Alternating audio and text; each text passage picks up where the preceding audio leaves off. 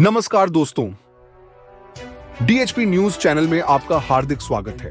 हिमाचल प्रदेश के आज के मुख्य समाचार आपको विस्तार पूर्वक बताएंगे। खबरों की शुरुआत करने से पहले आप सभी से निवेदन है कि डीएचपी न्यूज को सपोर्ट करने के लिए आप मेंबरशिप ज्वाइन करें। आपके सपोर्ट से हमें और बेहतर कंटेंट बनाने और आप तक सही खबरें पहुंचाने का मौका मिलेगा। तो पेश हैं आज के मुख्य समाचार।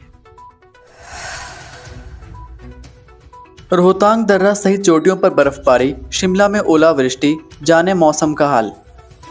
हिमाचल प्रदेश में बदले मौसम के बीच सोमवार को रोहतांग दर्रा सहित लाहौल और मनाली की ऊंची चोटियों पर हिमपात हुआ।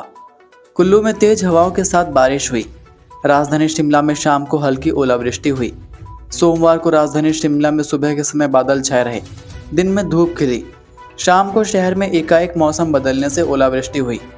उधर अटल टनल रोहतांग के नॉर्थ पोर्टल व सिस्सू में पर्यटकों ने बर्फ के गिरते फाहों के बीच मस्ती की। बीआरओ ने सोमवार को अटल टनल से कोकसर की तरफ बर्फ हटाने का काम शुरू किया। मौसम के अचानक बदले मिजाज ने कुल्लू जिले में जनजीवन प्रभावित कर दिया है। बारिश और बर्फबारी के चलते जहां 30 सड़कें बंद हो गई हैं, वहीं 15 से अधिक गांव अंधेरे में डूब गए हैं। जिला चंबा में सुबह के समय धूप खिली, लेकिन दोपहर बाद बारिश का दौर जिला मुख्यालय में शुरू हो गया। जनजातीय क्षेत्र भरमौर व पांगी ऊंची चोटियों में 5-5 सेंटीमीटर तक हिमपात हुआ। वहीं शीतलहर बढ़ गई है। मंगलवार और बुधवार को प्रदेश के ऊंचाई वाले क्षेत्रों में बारिश बर्फबारी के आसार हैं। अन्य जिलों में मौसम साफ बना रहेगा। 26 मार्च को पश्चिमी विक्षोभ की सक्रियता से कई जगह बारिश, बर्फबारी और ओलावृष्टि का येलो अलर्ट जारी हुआ है। 27 से 28 मार्च को मौसम साफ रहने की संभावना है।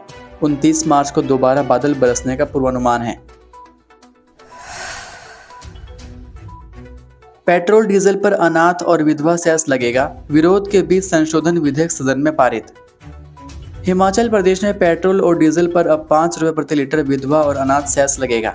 सोमवार को विधानसभा में हंगामे के बीच पेट्रोल डीजल पर सेस लगाने के लिए हिमाचल प्रदेश मूल्य परिवर्धित कर संशोधन विधेयक 2026 पारित कर दिया गया। विपक्ष ने विधेयक को आम लोगों के खिलाफ करार देते हुए इसका कड़ा विरोध कर सदन में हंगामा किया। विधेयक वापस नहीं लेने पर भाजपा विधायकों ने वॉकआउट कर दिया।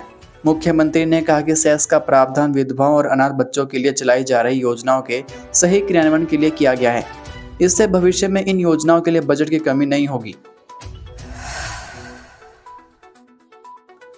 मुकेश बोले, सरकारी स्कूलों के विद्यार्थियों को हिम बस कार्ड में रियायत देने पर हो रहा विचार।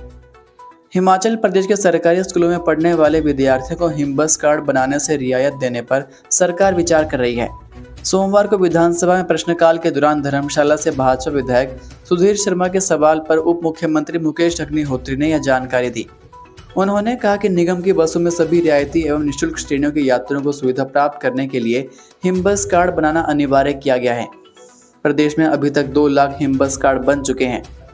उप मुख्यमंत्री ने कहा कि महिलाओं को बस किराए में छूट दी जा रही है।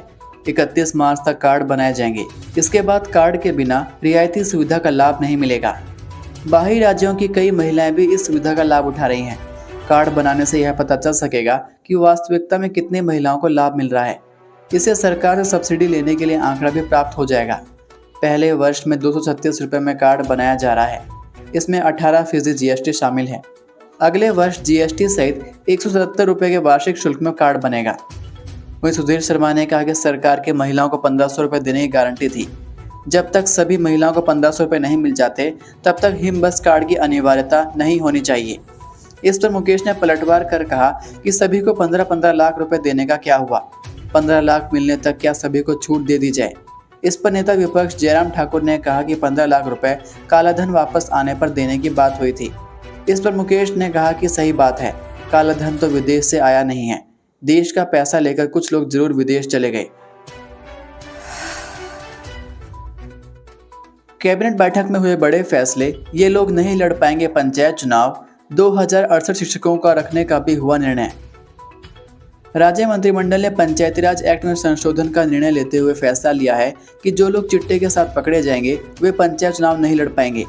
इसके लिए पंचायती राज संशोधन विधेयक 2026 के ड्राफ्ट को राज्य मंत्रिमंडल ने अपनी मंजूरी दे दी।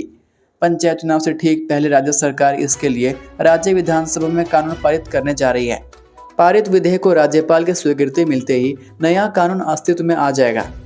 हिमाचल प्रदेश मंत्रिमंडल की बैठक सोमवार को 10:30 बजे मुख्यमंत्री सुखविंदर सिंह सुक्खू की अध्यक्षता में हुई।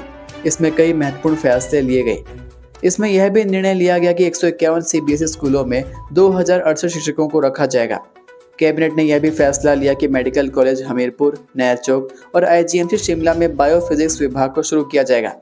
नाहन मेडिकल कॉलेज को शहर से बाहर बदलने को लेकर स्वास्थ्य मंत्री धनीराम शांडिल की अध्यक्षता वाली मंत्रिमंडलीय उप समिति की रिपोर्ट भी कैबिनेट बैठक में रखी गई। इस रिपोर्ट को मंजूरी दी गई। इसके बाद नाहन मेडिकल कॉलेज शहर से बाहर स्थानांतरित होगा। खाड़ी देशों में चल रही युद्ध पर भी राज्य मंत्रिमंडल की बैठक में चर्चा की गई। इसमें पाइपों से सभी प्रमुख शहरों के लिए घरेलू गैस की आपूर्ति करने का निर्णय लिया गया। सभी पेट्रोलियम कंपनियों को इस बारे में सुविधा देने पर मंत्रणा हुई। विशेषकर भूमि अधिग्रहण के मामलों में पेट्रोलियम कंपनियों को सहयोग करने के मामले पर चर्चा हुई। दुकान में कब्जे को लेकर 2 गुटों में धक्का मुक्की, दुकान की सील। शिमला की सब्जी मंडी में दुकान के कब्जे को लेकर सोमवार को 2 गुटों के बीच खूब हंगामा और धक्का मुक्की हुई। इस मौके पर स्थिति काफी तनावपूर्ण हो गई थी। जिला प्रशासन ने स्थिति का जायजा लेते हुए कानून व्यवस्था के मद्देनजर दुकान को सील करने के आदेश दे दिए हैं। बताया जा रहा है कि दुकान को लेकर एक दिन पहले भी दोनों पक्षों में विवाद हुआ था।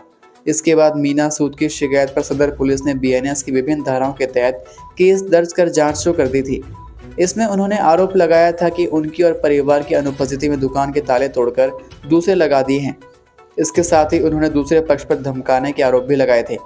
सोमवार को हिंदू संघर्ष समिति के पदाधिकारी और महिला के परिवार के सदस्य मौके पर पहुंचे।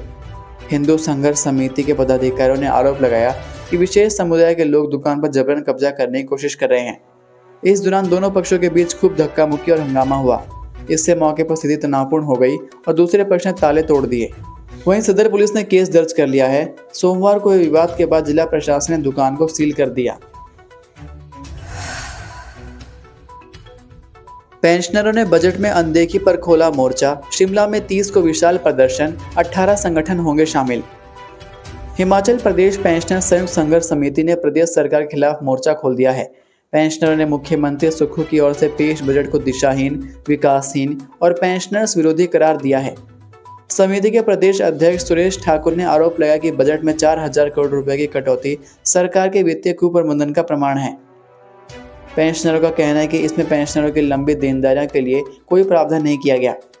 बजट में लंबित देनदारियों का कोई प्रावधान न होने के चलते पेंशनरों ने फैसला किया है कि इसके खिलाफ 30 मार्च को शिमला में विशाल प्रदर्शन किया जाएगा। पेंशनर नेताओं ने कहा कि इस प्रदर्शन में पेंशनरों के 18 संगठन शामिल होंगे। उन्होंने कहा कि सरकार ने 1 जनवरी 2016 से 31 जनवरी 2022 के बीच सेवानिवृत्त कर्मचारियों को संशोधित ग्रेच्युटी, कम्यूटेशन और छुट्टी नकदीकरण जैसे वित्तीय लाभ नहीं दिए जा रहे हैं, जबकि जनवरी 2022 के बाद सेवानिवृत्त कर्मचारियों को छठे वेतनमान के लाभ नहीं मिल रहे हैं। हिमाचल सरकार के रेस्ट हाउसों में कैटरिंग सेवाओं को आउटसोर्स करने की तैयारी, विधानसभा में बोले सीएम सुक्खू। हिमाचल प्रदेश के मुख्यमंत्री सुखविंदर सिंह सुक्खू ने सोमवार को राज्य विधानसभा को बताया कि सरकार राज्य भर के रेस्ट हाउसों में मेहमानों की सुविधाओं को बेहतर बनाने के लिए कैटरिंग सेवाओं को आउटसोर्स करने पर विचार कर रही है।